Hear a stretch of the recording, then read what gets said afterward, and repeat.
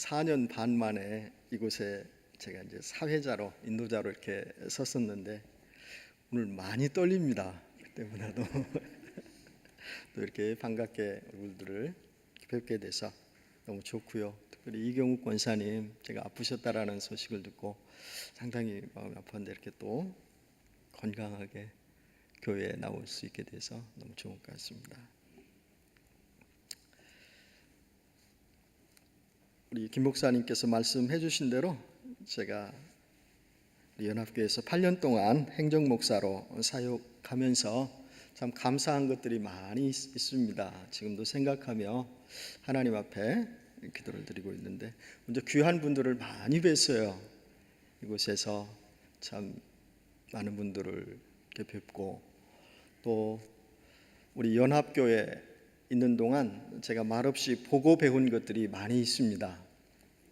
그래서 언젠가 제가 교회 사역을 담임으로 하게 된다면 그 부분을 꼭 실천하고 싶다라고 생각을 했었는데 그 가운데 선교입니다. 우리 연합교회가 잘 해왔던 것이 선교였잖아요. 선교, 그리고 또 구제, 교육, 또 찬양, 이 부분 저도 목회하면 이 부분을 좀 강조해서 생각하고 싶다 해가지고 제가 4년 전에 저 엠블로 쪽에 개척을 했는데 마음을 단단히 먹고 선교부터 해야 되겠다 했는데 하나님이 길을 열어주시더라고요. 그래서 시작하면서부터 부족하지만 기도하면서 주보에 기록하고 선교를 시작했습니다. 선교사님 한 분, 선교단체 한 분을 기도하면서 또 자그마한 물질이지만 후원하면서 시작했습니다. 근데 하나님이 바로 그 다음부터 이어서 해주시도록 하시더라고요. 한 분을 통해서. 그래서 놀라운 경험을 시작부터 했습니다.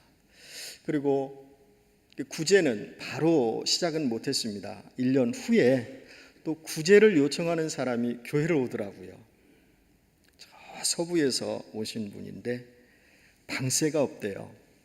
그래서 교회 이야기해서 우리가 방세를 좀 드립시다 해가지고 방세 화덕으로 용돈도 드리고 가구도 이렇게 사드리고 적이 있습니다. 그리고 작년에는 교회에서 우리 그 연합교회에서 터키 베스킷 하듯 그 교회에서 사랑의 박스 운동을 한다고 동참할 거냐 그래서 하지요. 그래가지고 같이 미국 교회와 동참해서 그런 일을 이렇게 했고 또 교육 분야입니다. 또 연합교회가 교육 잘 해왔잖아요. 그래서 저도 그걸 배워서 시작할 때부터 전도사님 청빙해서 아이들 가르치도록 했습니다.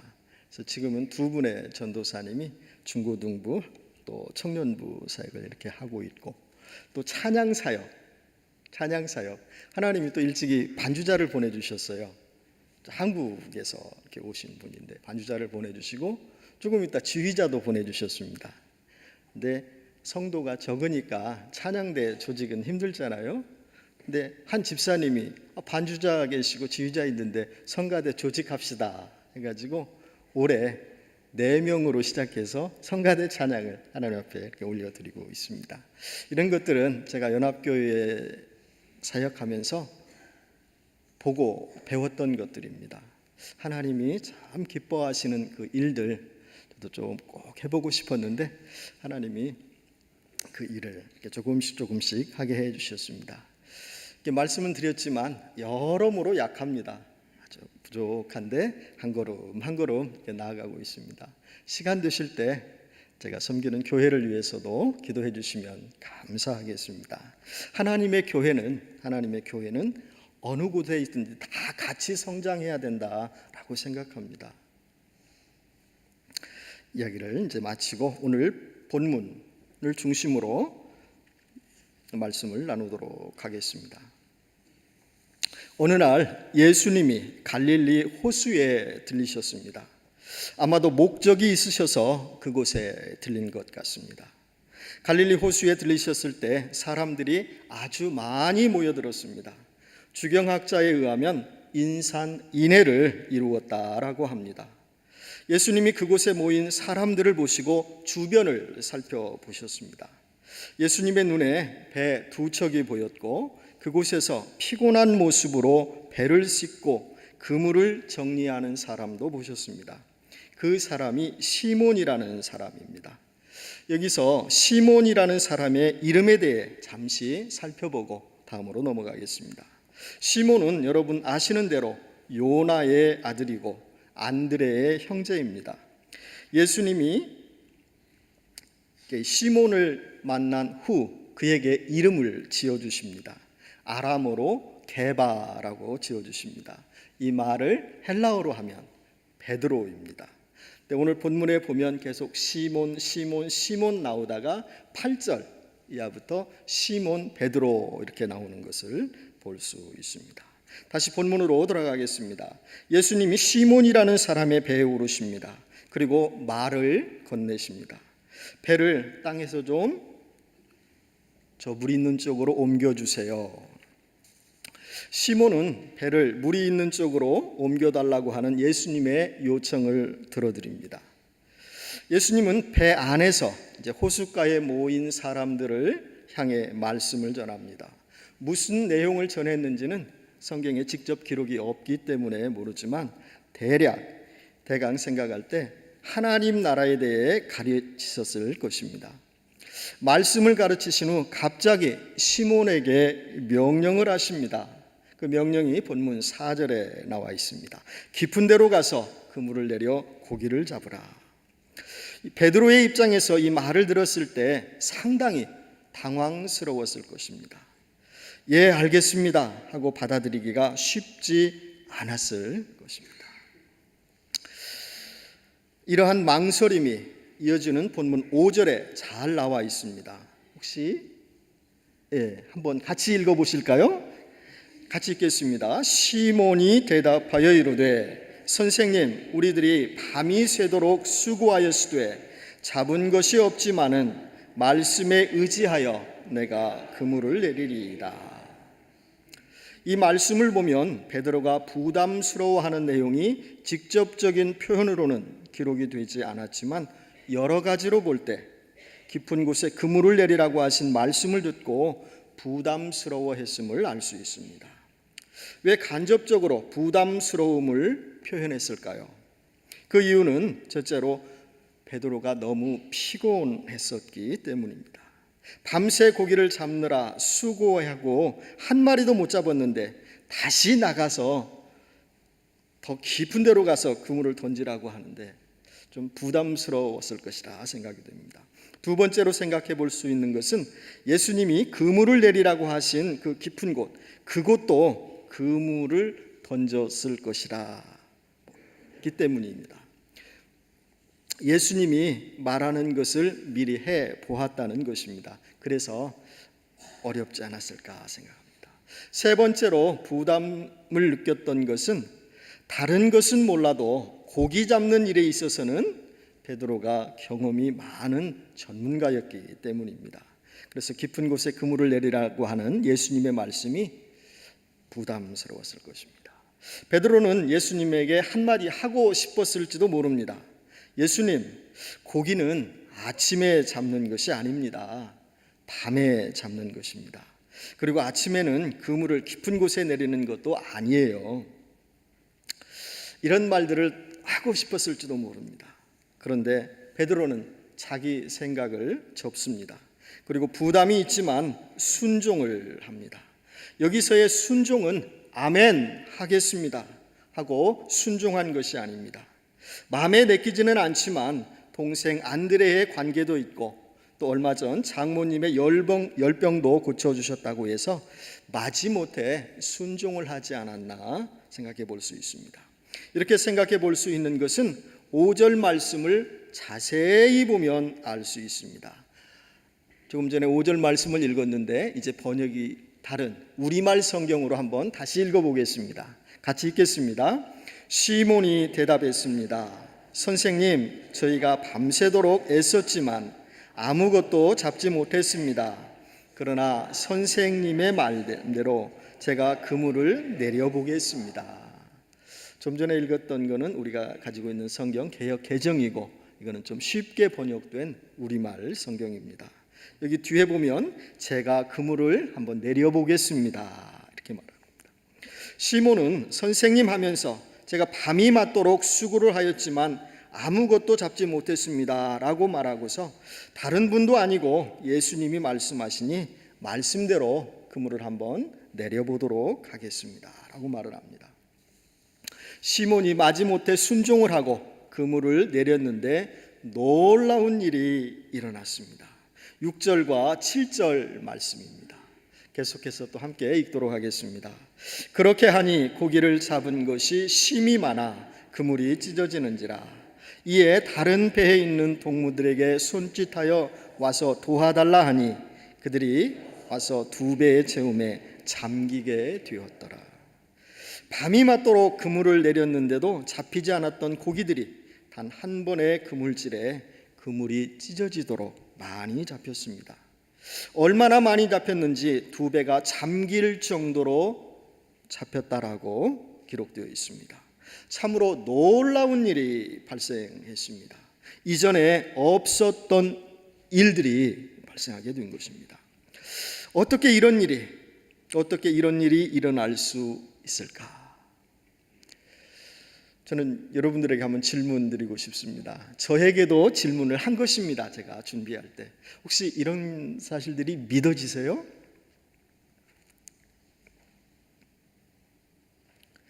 아니, 성경에 있는 말이니까 뭐 믿어야지 정도로 생각하는 분이 계시지 않을까도 생각해 봅니다. 제가 말씀을 준비하면서 저에게도 질문을 해보았습니다. 저는 믿어집니다. 100% 믿어집니다. 예수님이면 할 수 있는 일입니다. 이보다 더한 일도 하실 수 있으시다라고 저는 믿습니다. 사실 하나님의 자녀된 우리가 우리 자신을 돌아볼 때 시몬에게 하셨던 일들을 예수님이 우리들에게도 하신 것입니다. 예수님은 갈릴리 호수에서 초자연적으로 고기를 잡게 하는 일을 통해 시몬을 부르십니다. 부르시어 제자를 삼으시고 사람을 취하는 일에 쓰임받게 하십니다. 시몬을 부르실 때 초자연적인 방법을 동원하셨습니다. 밤새도록 이 그물질을 했는데 한 마리도 잡지 못했는데 어떻게 다음 날 아침이 되어 예수님께서 저쪽 그 깊은 곳에 가서 그물을 던져라라고 했는데 뭐 배 한 배에 좀 이렇게 잡은 것도 아니고 2배에 가득 찰도록 잡을 수가 있을까? 예수님이 베드로를 부르시기 위해 초자연적인 방법을 동원하신 것입니다. 예수님은 사실 그보다 더한 일도 하실 수 있습니다. 예수님은 천지를 만드신 분이에요. 그리고 다스리시는 분입니다. 고기를 또 이곳에 있게도 하시고 저곳에 있게도 하실 수 있는 분입니다. 그러한 분이 베드로를, 시몬을 부르시기 위해서 초자연적인 방법을 이용하신 것입니다. 저와 여러분들을 부르실 때도 예수님은 이러한 방법을 사용하신 것입니다. 곰곰이 생각해 보세요. 저와 여러분이 하나님의 자녀된 것, 이거 보통 방법이 아닙니다. 우리가 스스로 하나님의 자녀가 된 것이 아닙니다. 하나님께서 자녀 삼아 주셨기 때문에 우리가 하나님을 아버지라 부르며 이 시간 하나님 앞에 나와 예배를 드릴 수 있게 된 것입니다. 다시 본문으로 돌아가겠습니다. 이 일로 인해 시몬 자신은 물론 함께 있던 야고보와 요한도 고기 잡힌 것을 보고 많이 놀랐습니다. 이어서 상황이 아주 다른 방향으로 이어지는 것을 볼 수 있습니다. 고기 잡는 일에서 영적인 상황으로 이어집니다. 본문 8절 말씀을 함께 또 보시겠습니다. 시몬 베드로가 이를 보고 예수의 무릎 아래에 엎드려 이르되 주여 나를 떠나소서 나는 죄인이로소이다 하니. 본문 8절 말씀은 바로 앞부분과 논리적인 면에서 연결이 매끄럽지 못합니다. 자연스럽게 이어지려면 예수님 감사합니다. 정말 감사합니다. 예수님 대단하시네요. 예수님 덕분에 이렇게 고기를 많이 잡게 되었으니 이것 이웃들과도 나누고 또 팔아서 좋은 일에 쓰겠습니다. 또 우리 가족이 맛있게 먹겠습니다. 예수님 은혜에 보답하겠습니다. 이런 쪽으로 연결이 돼야 자연스러운 연결인데 그렇지 않습니다. 베드로가 예수님 앞에 무릎을 꿇습니다. 그리고 자기가 죄인이라고 고백을 합니다. 그리고 자기를 떠나달라고 말을 합니다. 참으로 놀라운 일입니다. 놀라운 일입니다.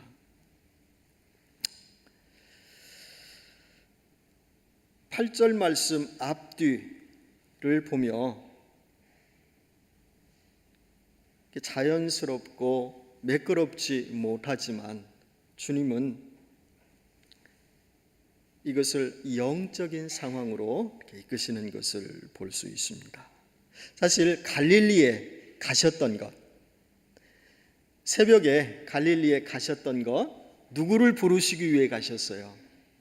시몬을 부르시기 위해 가셨습니다. 제자 삼아 사람을 취하는 사람으로 쓰게 하기 위해서, 베드로를 부르시기 위해서 가신 것입니다. 그런데 어떻게 그 상황에서 베드로가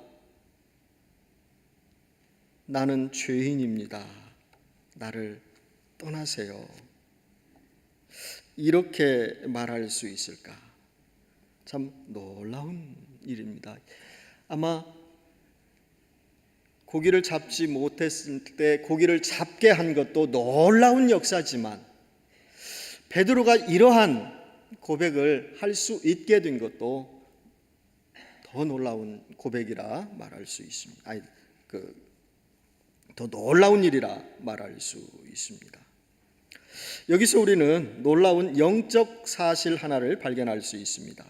예수님을 알게 되면 자기가 죄인이라는 사실을 깨닫게 된다는 것입니다. 이 부분은 간단하게 설명드리고 넘어갈 부분이 아닌 것 같습니다. 이 세상에서 가장 위대한 발견이 있다면 그 중에 하나가 자기가 죄인이라는 것입니다. 죄인이었다는 사실을 모르고서는 예수님을 영접할 수가 없습니다. 내가 죄인입니다라는 진정한 고백이 있을 때 비로소 예수님을 영접할 수 있게 되는 것입니다. 이 부분은 많이 강조해도 지나치지 않다라고 생각이 됩니다. 제가 어느 분에게 들었던 이야기를 하고서 설교를 마치도록 하겠습니다. 미리 말씀드리지만 누구를 흉보려고 하는 얘기가 아니고 안타까워서 드리는 말씀입니다. 그 전달자에 의하면 어떤 분이 있었는데 상당히 자기중심적이었고 아주 매사에 아주 꼼꼼한 분이었다라고 합니다. 좋게 말씀드리면 성실한 분이고 좀 나쁘게 말씀드리면 자기중심적인 고집쟁이였다라고 합니다. 한 번은 어떤 문서에 숫자상 오류가 있어서 조심스럽게 지적을 했답니다. 무슨 크게 의도적으로 잘못한 것이 아니고 숫자를 잘못 기입해서 일어난 일입니다. 그래서 이게 이 숫자가 좀 잘못 기입된 것 같습니다 라고 했는데 그 말에 아주 벌컥 화를 내면서 한마디 하더랍니다. 감히 나에게 잘못했다라고 하다니 저는 그런 게 싫습니다라고 정중하게 이야기하더래요. 그리고 설령 내가 잘못했다고 하더라도 나에게 잘못했다라고 하는 것은 용납이 안 됩니다. 그런 얘기를 하는 걸 제가 들었습니다. 여러분 이해가 가세요? 근데 그런 분도 계시다는 것을 제가 이렇게 들었습니다. 물론 자존심이 있어서 그런 것 같습니다. 근데 이런 게 쌓이게 되고 이런 게 습관화 된다고 하면 하나님 앞에서 자기 자신도 그렇게 표현할 수 있다는 것입니다. 사실 이 설교자가 죄 이야기하기가 상당히 어렵습니다. 저도 교회에서 설교를 할 때 이 죄에 대한 설교는 해야 되는데도 불구하고 많이 못합니다. 근데 저는 그런 설교를 좋아하고, 저도 이제 다른 분의 설교를 많이 듣지 않습니까? 이런 설교를 할 때 거북하지 않습니다. 더 은혜가 됩니다. 들을 때마다 그래요. 저 잘못이 많은, 허물이 많은 죄인입니다. 죄인이었던 나를 주님이 받아주셨고 용납해 주셨습니다. 주님이 내 죄를 다 짊어지시고 용서해 주셨습니다 라는 것을 주의 설교를 들으면서 다시 한번 깨닫게 돼요. 우리는 잘못을 수없이 하는 자들입니다. 그래서 인정할 것은 인정하고 살아야 합니다. 잘못뿐일까요? 죄도 많이 짓습니다. 죄를 짓지 않으려고 노력해 보지만 육신이 연약해서 어쩔 수 없이 죄를 지을 때가 많습니다. 죄를 짓고 산다는 것 인정해야 하는 것입니다. 예수님은 죄인이라고 고백하는 시몬 베드로를 용납해 주셨습니다. 그에게 어떻게 대하셨습니까? 주님 앞에 무릎을 꿇고 두려워하면서 내가 죄인입니다 라고 했을 때 예수님이 그래? 너 죄 많이 졌나 보구나. 내가 제자로 삼으려고 했는데 안 되겠다. 네가 그렇게 네 스스로 죄인이라고 하는데 내가 어떻게 너를 제자로 삼겠니? 또 더 나아가 사람을 취하는 사람으로 삼겠니? 라고 말하지 않았다는 것입니다. 두려워하지 말라라고 하면서 다 받아주셨다는 것입니다. 그리고 그를 제자로 삼으시고 큰 일도 맡겨주셨습니다.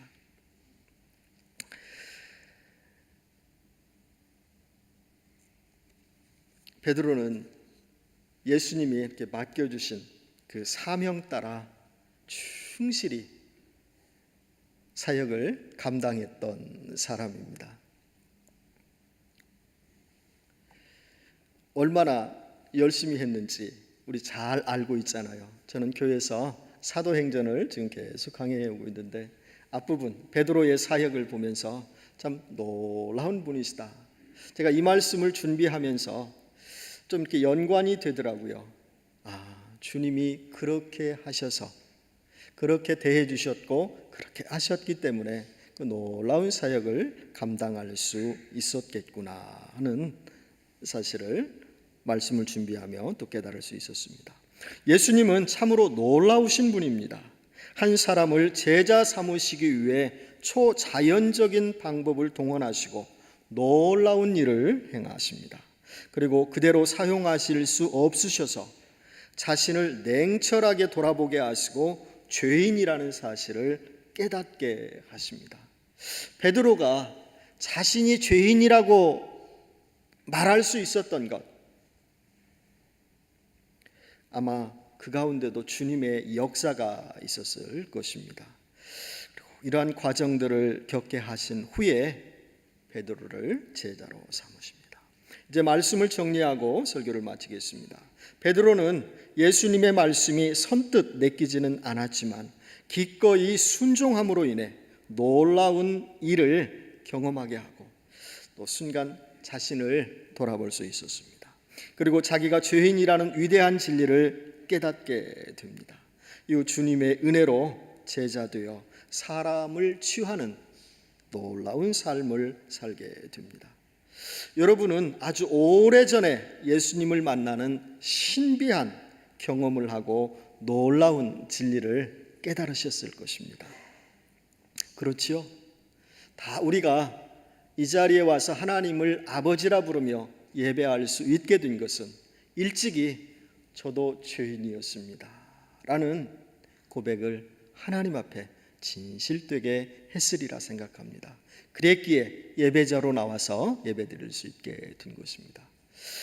그런데 혹이나 아직 나는 이거에 대해서는 잘 모르겠는데요 라고 한다면 오늘 함께 읽었던 이 본문 말씀 누가복음 5장 1절에서부터 11절까지를 집에 가셔서 먼저 기도하시고 읽어보시면 여러분에게 큰 은혜가 임하시고 나도 죄인이구나 라는 것을 깨달을 수 있게 될 것입니다.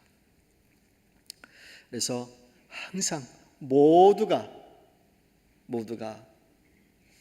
죄인이었던 나를 받아주신 주님을 의지하면서 항상 승리의 길, 또 제자로서의 삶의 길을 힘차게 걸어가시기를 주님의 이름으로 축원드리겠습니다.